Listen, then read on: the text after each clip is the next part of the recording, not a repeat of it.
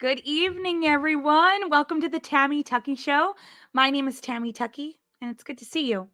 I'm excited to welcome another author to the podcast, especially because we're entering our summer season of interviews almost every Friday night coming up, including some Saturdays. The entire schedule is actually on my Facebook page at facebook.com/singer Tammy Tuckey.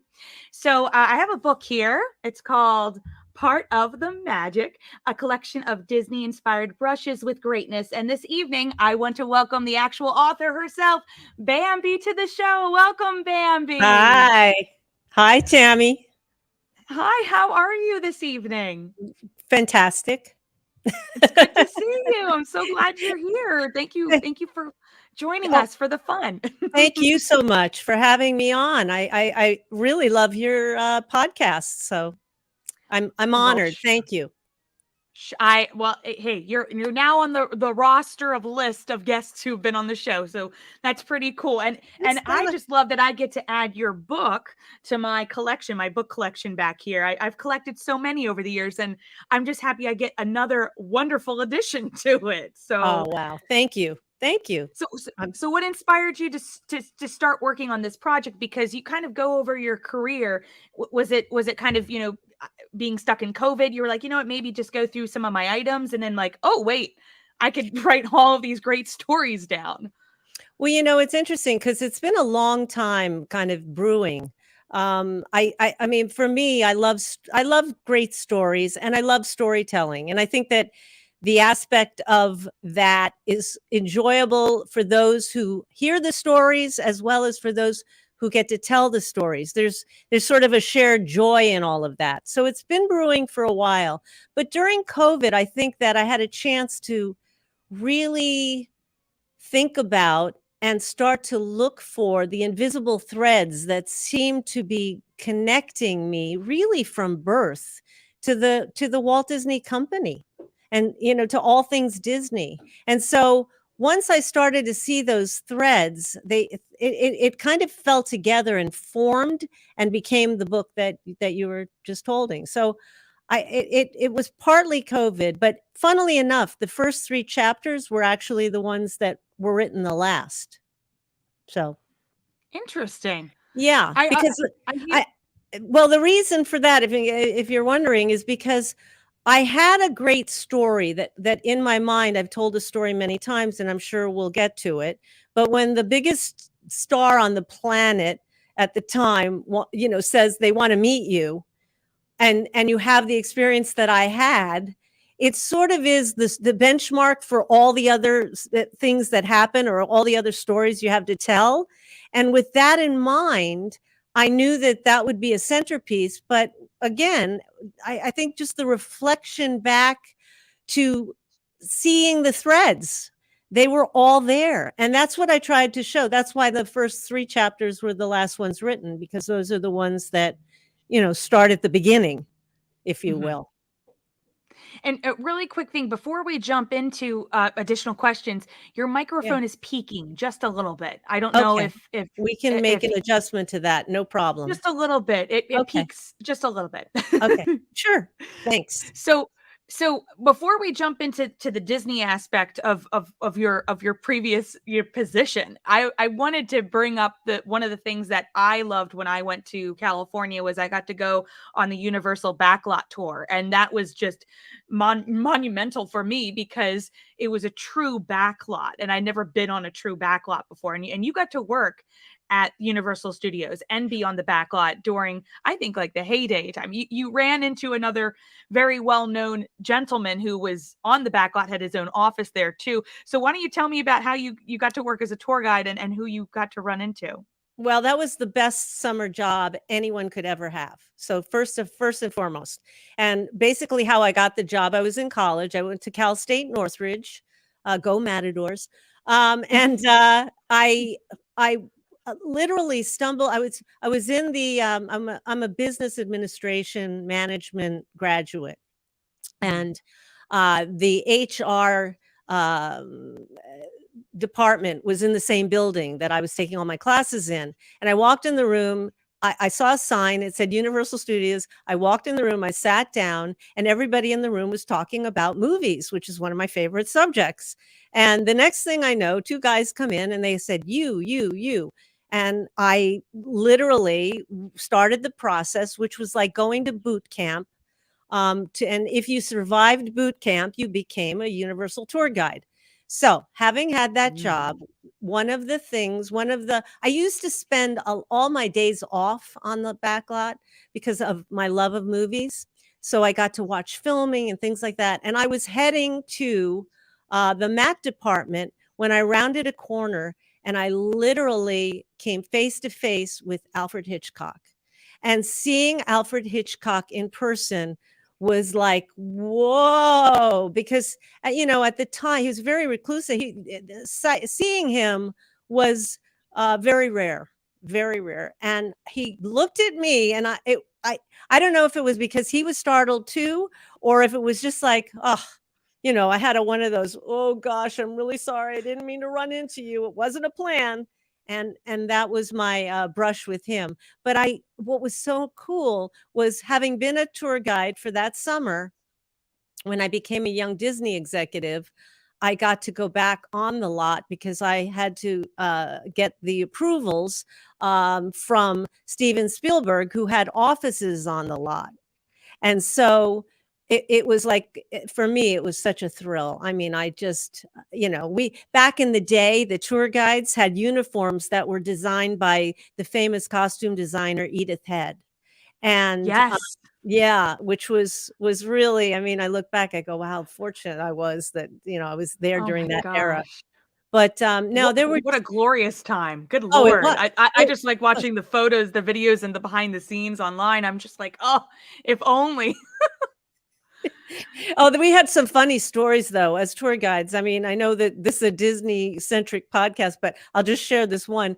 We used to hear stories about people who would lose items when they would go through the part of the ride where you ride through Cabot Cove, because of course, if you've been there, you know that that's where Jaws appears. And so we would hear stories of like people losing their teeth. Um, just like, Okay. I don't even want Good to tell Lord. you things that they used to find in the water below the Oh, tram. But yeah, so anyway, it was fun. It was a it's great job. funny It's funny you mentioned that because somebody just shared an Instagram video. They're not right now. They're cleaning out the lake, so it's completely drained. So you could see the shark just hanging out there, and the scuba diver he's supposed to kill is just hanging out. And I was just like, oh, this is so eerie. Like it doesn't look as deep as it does when it's full. So that's just a really cool area No, in and general. and and and frankly, that's how things used to slip slide off the tram and into the water, and it really wasn't that deep, so we would hear the stories and, or, It it washed ashore. it washed ashore, exactly. Oh my gosh. So you get to start working at Disney, and what was your first position for Disney? Just to kind of let's go through the Oh, journey that you take. sure. Um, my first job was as a copyright assistant in music publishing. And I had seen an ad for the position in, I think it was in the Hollywood Reporter, and it just had a little Mickey icon, and it said copyright assistant. And I looked at it, and I said, "Oh my gosh, to work at the Disney company would just be a dream come true." And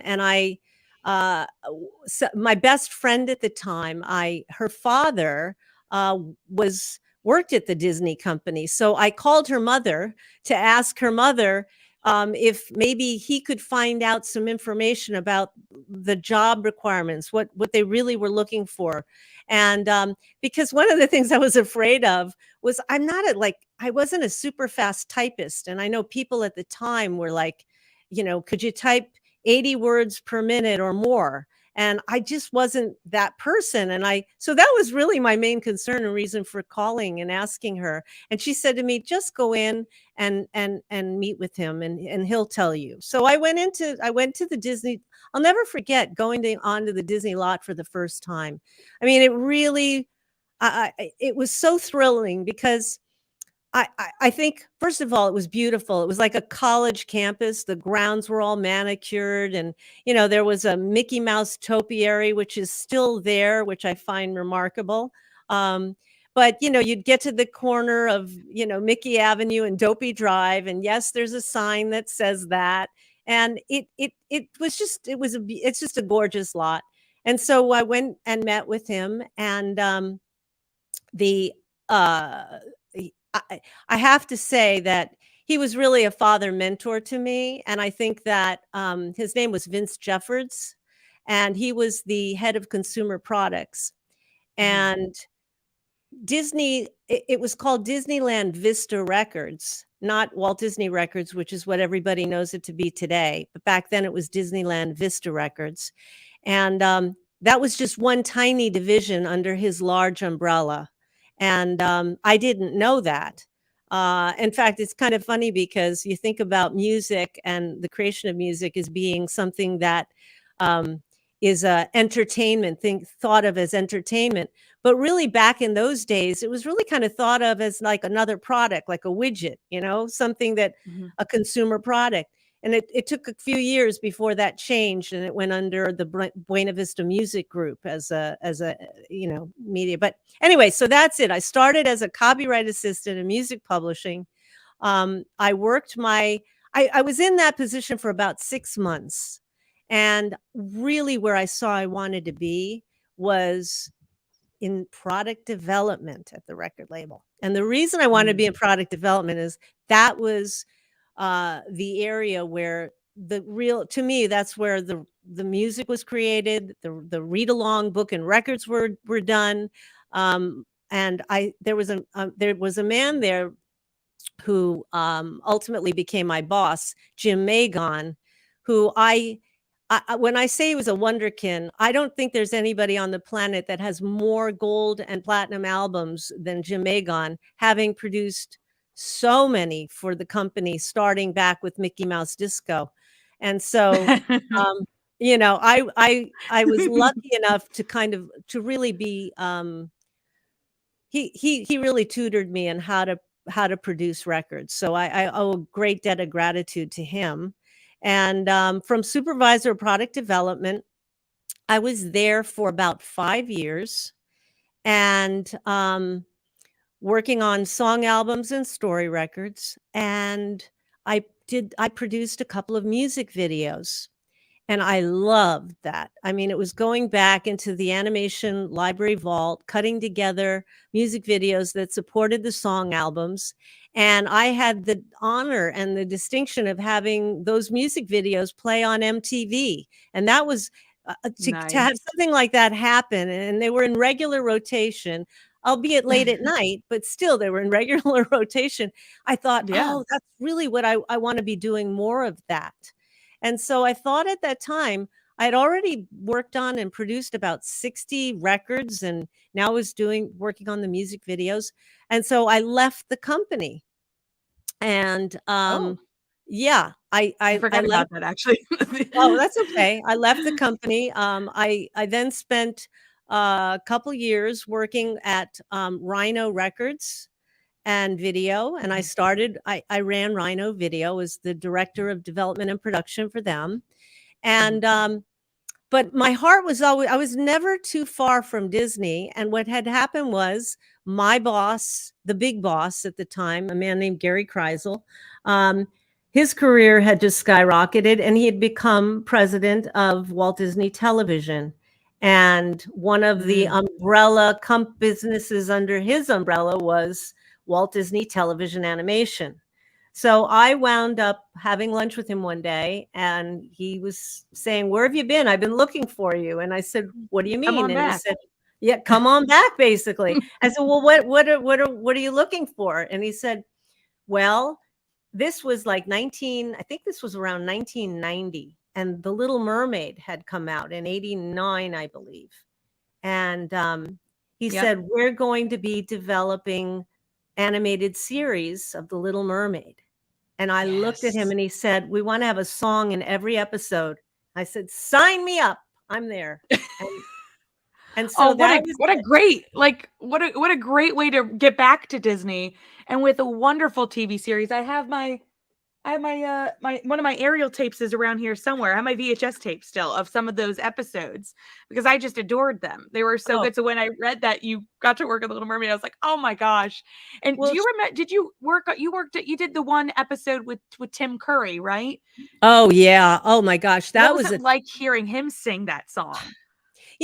I think that what I really remember was I was shocked. I think I had in my head a little bit of his performance in Rocky Horror Picture Show, so I wasn't really sure who I was gonna meet, you don't know, Yeah. and I just found him to be such almost a shy and unassuming person, such a professional with I mean, he just had a good sense of humor, and I think he portrayed a character called the Evil Manta.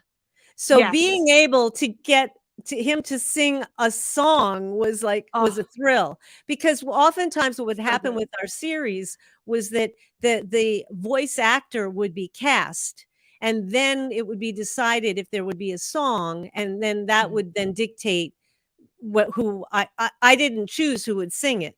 So Yes. I just was so lucky. I feel like I look back at the talent that was cast, and Like who it was unbelievable.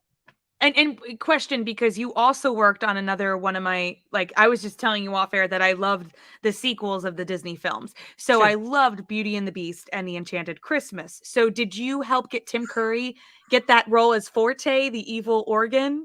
No, no, I didn't really no, I didn't have anything to do with the casting other than the casting of the songwriters and the composer ultimately. So, I did, again, it's interesting because casting, obviously, voice casting and music, were the 2 areas that had to really work together and work, on everything that we produced. We had different Yeah. department heads. One individual did all of the Disney television animation television series, and then another person handled all the directed video sequels and movies. So, those 2 departments work together very closely. I remember that was one of the most uh, gosh, I don't even know what the right word is to describe it, because the original film and the music that, Alan Menken and Howard Ashman did, for me, that was the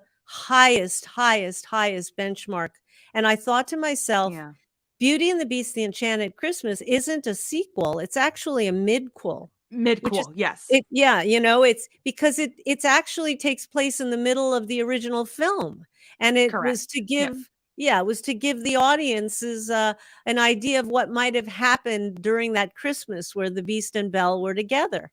So, um, Got to I was match the quality of music too in songs, which I I think was who terrified, to be you honest. what your selection was perfect, because I the score is beautiful. Especially I love the song that Belle gets to sing to Chip called Stories, about writing a story for the Beast, and it's a beautiful highlight of that in particular. And I have to jump in because we have a Sure. comment from Oh, Patty, one of your friends. Hi, Patty. hey! Hi, She says, so Patty. great to hear this. And she did The Little Mermaid too. We had just spoken a couple months ago about her doing the sequel there, and again, great music. You know what I mean? So I love that you two knew one another. So hi, Oh, Patty. yes. Oh my gosh, yes. We go back to my earliest days at the record company, and Well, Michael and and Patty's Silvershire are just, they're legends. they Y are. They really are. And it's so great because so their song, let's go back to like the Disney sing-along tapes, because that's another project you worked on, because their song In Harmony from the Little Mermaid TV series was Right. featured in those VHS tapes, which is how I first heard it. And I Oh, think the wow. sing-along tapes, everybody asks me all the time, what inspired you to sing? Well, my mom always was playing musicals, but then the sing-along tapes came, and that was just like this, watching them over and over again, and just loving that. So when you were creating those, what was your like process of creating those specifically? Because I've never talked to anybody who's worked on those before. Oh, well, that's funny. I that was, I was hired by a producer named Phil Savinick because Phil was hired by the home video division to create the sing-alongs. And Mhm. I worked on the first 7 volumes.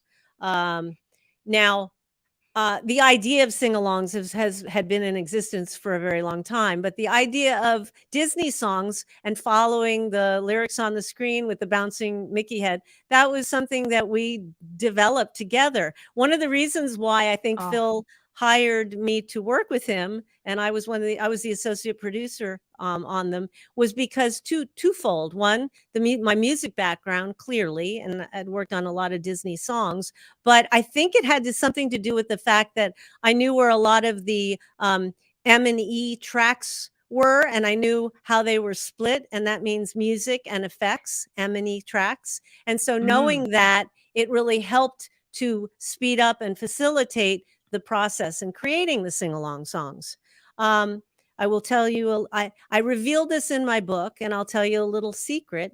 If you listen closely to the main title theme, I am singing on that. I am one of the 3 little yellow birds. Ah! I And know, that's I read that, I was like, "Ah!" yeah, and it was so funny. And then the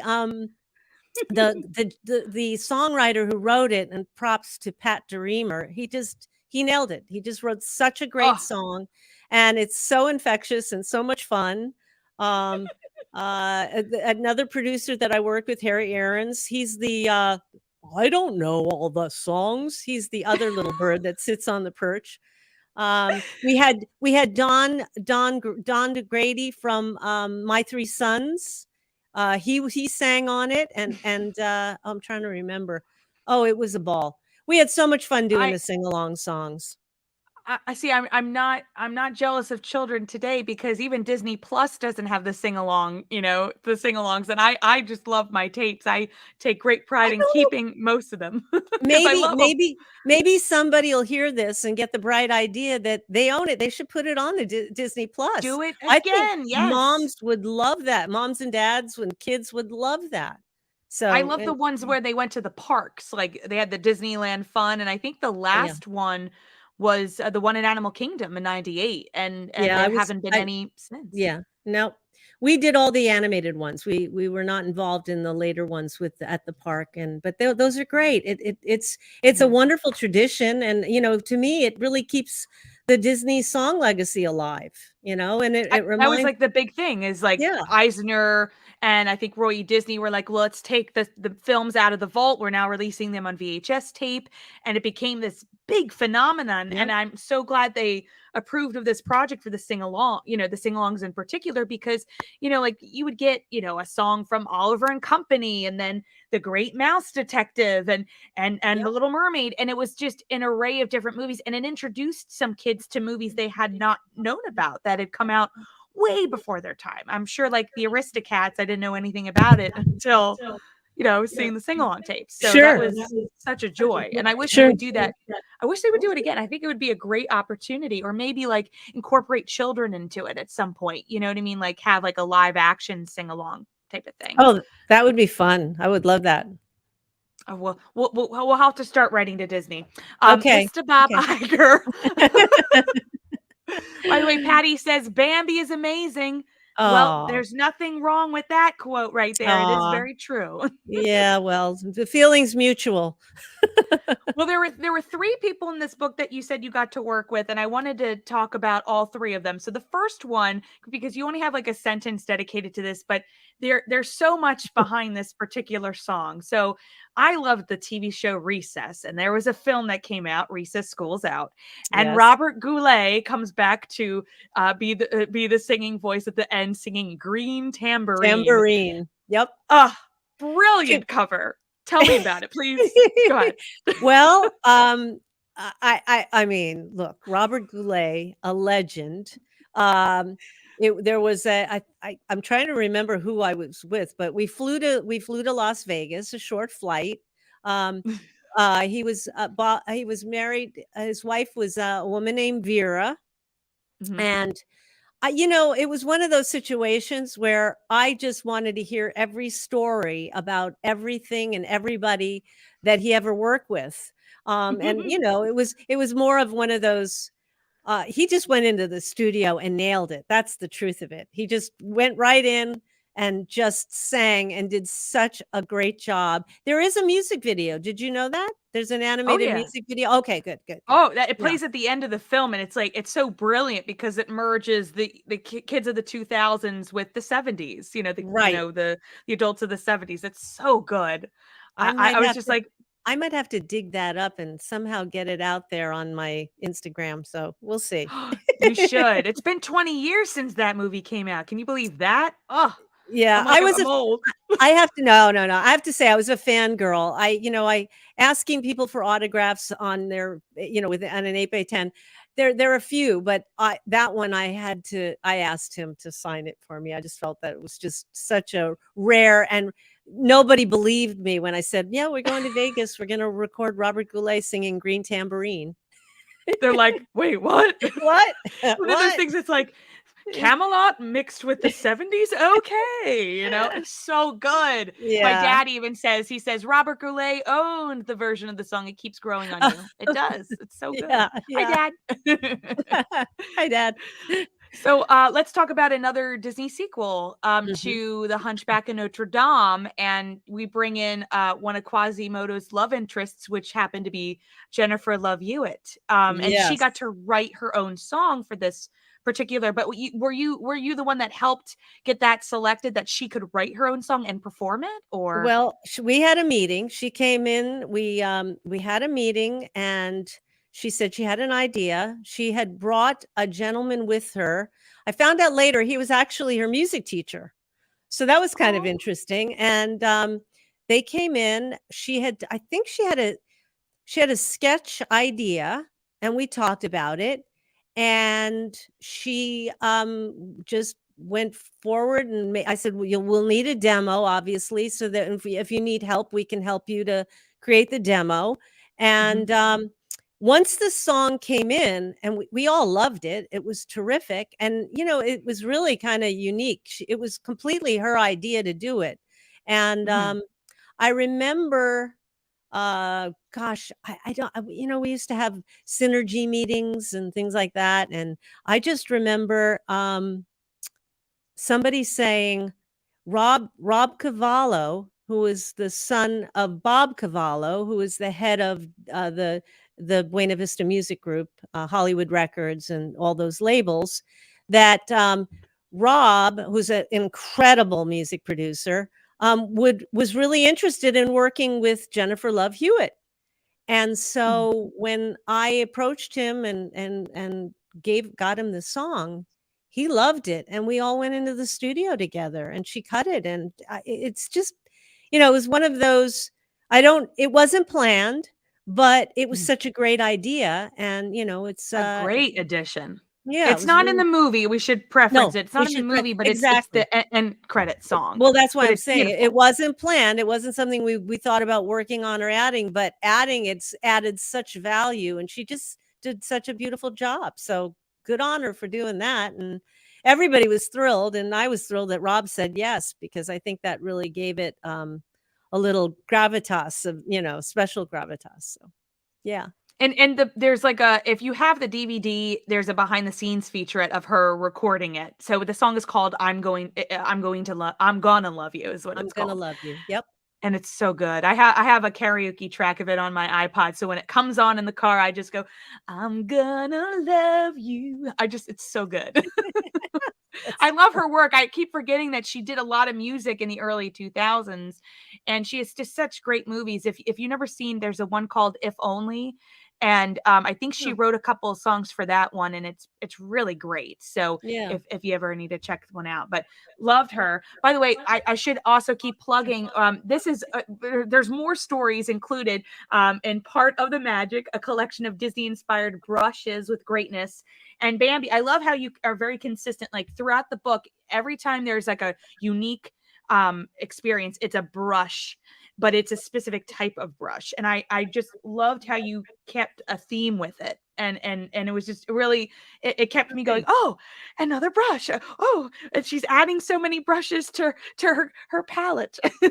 Well, it's funny because it's like I thought about long and hard about well, it's not a sighting, it's actually an experience. And what I really Yes. was hoping to do is have the reader feel like they were there in the room. I mean, that was kind of the goal in terms of how I approached it.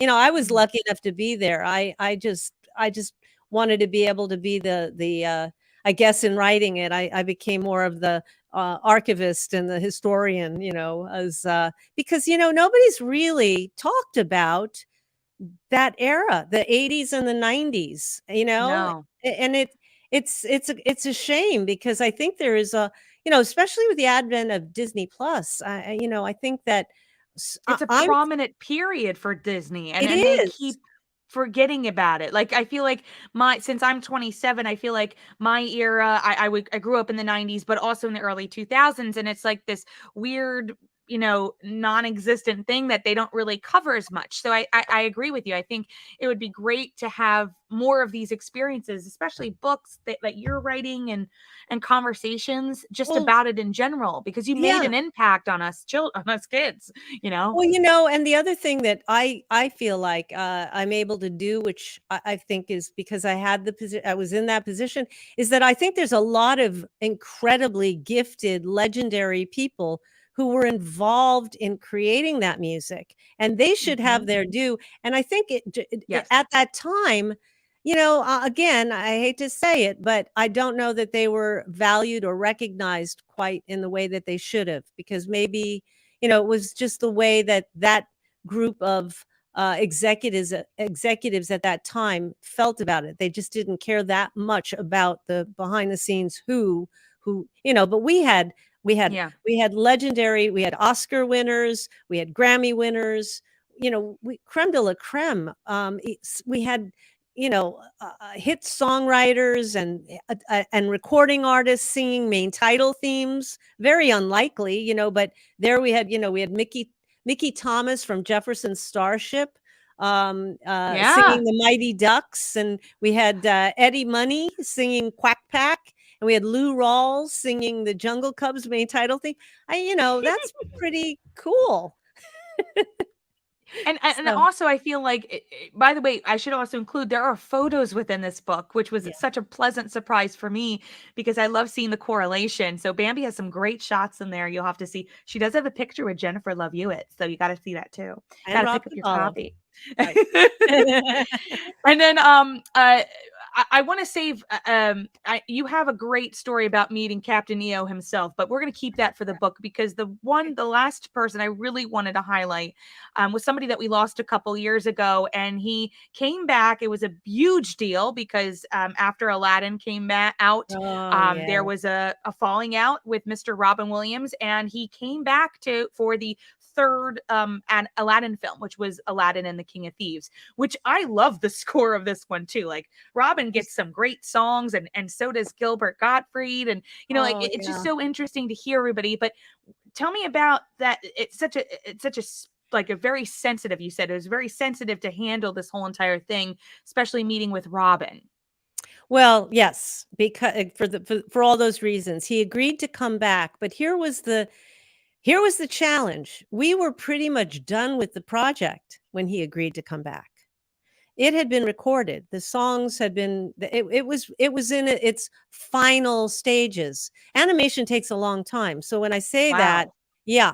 So when they said I got a phone call from a top executive at the company basically telling me that he's coming back and he's going to revoice the genie, because that part had been taken over by a really wonderful guy, Dan Castellaneta, who is He's the great. you know him from The Simpsons, and he's Homer, Yep. and he's just And Hey a Arnold, yeah, he's just done a it all, great and he guy. was And Genie for the TV series, which was r- great too, the r- Aladdin TV series. right, and yeah, exactly. So having Robin Williams come back, of course, they said we need to have. He's going to voice the genie, but we need to have a couple of songs for him.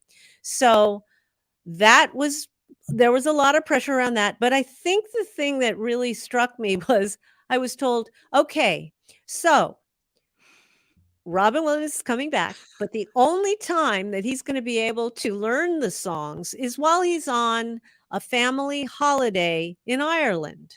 So all you have to do Oh my is goodness. find an acceptable vocal coach for him, arrange for a piano to be tuned in it wherever he's staying, and, um and I thought, "Oh, I better get my resume out and find a new job because how was I gonna do that?" Um, but, it's I was really I actually put my thinking cap on and I thought to myself, "Okay, first off, I have to find out who taught Jeremy Irons to sing." 'Cause I thought whoever was his And vocal The coach Lion in The King as Lion Scar. King, which Yeah. preceded it, yeah. I said, "Whoever taught him to sing would probably be okay for Robin Williams." And it turned out that it was. And it was this wonderful man who was based in London. His name was Ian Adams, and I he just one of those classy, elegant Englishmen, and just with a fabulous sense of humor. And so, obviously, with me saying, "This is Bambi calling from Disney," that got the appropriate laugh. And then I wound up I wound up saying, "Well, you're in London. We're gonna need you to come to Ireland. Not a problem. It's a short flight." Said, "Okay." He said, "I will bring a pianist with me." I said, "Fantastic." So I found out the hotel had a piano in the penthouse where he was staying. It was tuned. And I flew over and we waited in the lobby for the Williams family to arrive. And that was basically we waited. We didn't know exactly when. We didn't know. So we just sat there. I heard more stories about a very interesting career, and we kept and then finally they came in, we exchanged information. We said, "We'll get started tomorrow." Now, I have to say, in the back of my mind, I had my doubts because I thought, well, maybe this is just going to be a boondoggle. We're going to spend a lot of time and effort and money. And how much time is he really going to have? Well, Mhm. I couldn't have been I had so much respect for him, and I couldn't have been more wrong in my thinking because he practiced every single day for that whole 7-day period. It was at least 3 hours a day, a couple of the days more than that. So he really dedicated himself to learning the songs, which it was funny because his wife at the time pulled me aside and she made a point to let me know that he was having a really great time. And I couldn't have asked for anything more. And then after that, we had to record the songs. So we recorded them in San Francisco at a studio not far from where Robin was living at the time. Mhm. And that was, oh my gosh, that was Please uh tell me. Please, because like, there's no footage. Disney never releases the footage from the original Aladdin film of him singing. I'm like, "Please tell me," because I love that his big numbers, the wedding song, and it Right, just the it's party so in good. Agrabah, there's a party in Agrabah, and, okay, so what happened was my first night, I'm there, we're all out, and one of the directors closed the van door on my hand, and I had to be rushed to the hospital, and we're supposed to go and record with Robin the next morning. Now, bear in mind, this was a time where EPKs were being done for a lot of the projects, and certainly for something as important as this one with having Robin come back. An EPK Yeah. for the audience is called an electronic press kit. And so basically a camera crew follows the and tells the backstory of the behind the scenes. Okay. So we had a crew there. And I don't know how this happened exactly, but Robin heard that I had my hand in a cast and that I had spent the evening in the hospital. So what he did with the EPK crew was he created a get well wish for me, and he filmed it, and he introed the next day. He brought the crew in and he said, "We're here today uh, to uh, to um, to raise funds for my friend Bambi with a hurt paw." That's right, Bambi. She didn't change it for the company, and he did a whole routine about it, and they put a little film together, and I promise you Oh, that will be on my Instagram. I have it.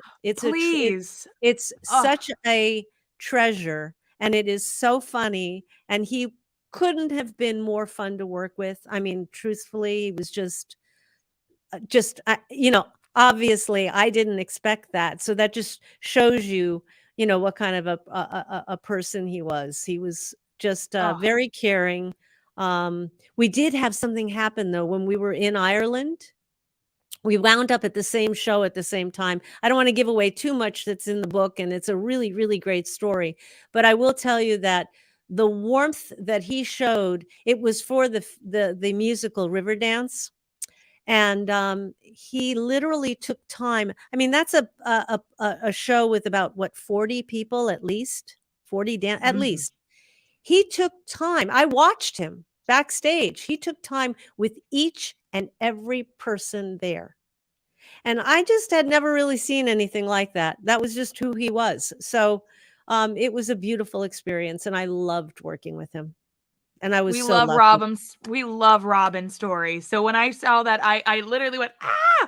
Because, you just hear these wonderful stories. I'd attempted a couple years ago to get the entire cast of Aladdin together, and I was so close, but the agents always like shut you down. Oh, yeah. So that we were so close, but I loved his performance in this particular one. It was great to have him back as the Yeah. genie. It was a big deal. Well, So, he had um, fun. He had a ball. He oh, really did. I promise you that, and you'll see it in oh. when I post it. It'll be great.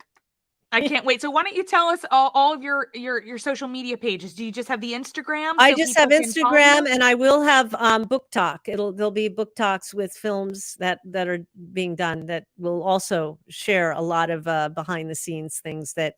But I'm at Part of the Magic Book on Instagram. And you can Perfect. also, yeah, and you can also reach out to University Press of Mississippi. It's UP Mississippi. That's my publisher. And so, yeah, but yeah, I'm Well, the excited. link to get the book is in the show notes below. Again, it's Oh, good. Part of the Magic, a collection of Disney inspired brushes with greatness. So you have to get your copy. And it's sometimes I get a lot of books that are like gigantic. So when I got this one, I was like, oh, this is perfect. It's a really great quick read, but you know what I mean? Like I took my time with it because you have such great stories with it and also the pictures. So I'm just so honored to have it as a part of my collection and Aw, so happy I could talk a little bit about it with you. I just love this.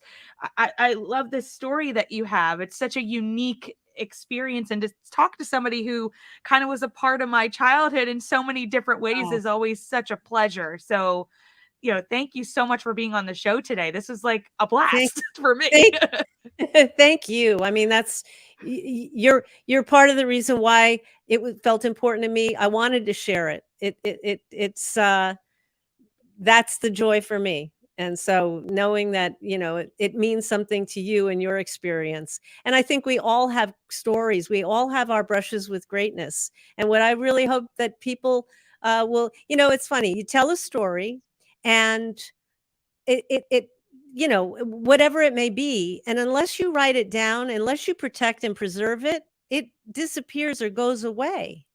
And Mhm. that was something that I felt very strongly about. I didn't want the stories from the people who were really there at the time. I didn't want these stories to disappear. And Yeah. so, because they when we go, they go. And so Oh, this big was time. really Yes. important, that they were preserved. So anyway, thank you I'm so so much. glad. I really It's great enjoyed. to talk to somebody who agrees with that too, because that's the only reason I started my podcast. And I've had a couple people pass since I've started it. So it's a great reminder that books and all types of physical media, whether it be podcasting or books in general, CDs and DVDs, it's so important to have those and to preserve these conversations. So Exactly. So many of the kudos to people, by you. the way, have gone since I wrote the book. I mean, which is really heartbreaking, and it's also part of, the circle of life. But Yeah. nonetheless, it's yeah. So Get that's your I'm so copy glad. today, everybody. You got to get your Great. copy. So, Thanks. Thanks to everybody for watching. Thank you for joining us this evening. If you want to see more interviews and reunions, please subscribe to my channel, and you could share our conversation with your friends on social media. You can follow me on Twitter and Instagram at Tammy Tuckey, on Facebook, facebook.com/singer Tammy Tuckey, which also has the list of some more fun interviews for this upcoming summer. And you could find more about me or about the album I just released, which is now called Glowing in Timeless Places, at tammytuckey.com. And again, thanks again so much for being on the show, Bambi. This was such a treat. Thank you. Thank you. And see you soon, everybody. Always remember the magic and keep it in your heart, and sing along to all the Disney sing-along tapes. I'm going to be pulling mine out this weekend. I got to start playing them again. Have a good night, you guys. Take care. Bye. Bye, Bambi.